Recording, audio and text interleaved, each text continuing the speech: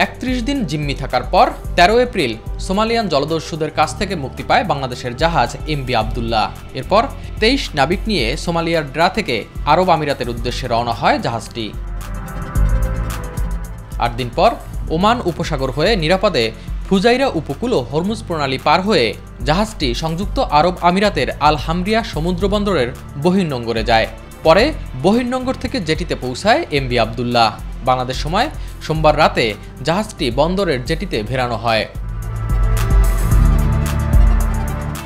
গত ১২ March Mozambique থেকে কয়লা নিয়ে সংযুক্ত আরব আমিরাতে যাওয়ার পথে ভারত মহাসাগরে সোমালিয়ান জলদস্যুদের কবলে পড়ে জাহাজটি। অস্ত্রের মুখে ২৩ নাবিকসহ জাহাজটিকে জিম্মি করে দস্যুরা। পরে মুক্তিপণের বিনিময়ে ১৩ এপ্রিল রাতে জাহাজটি মুক্ত হয়।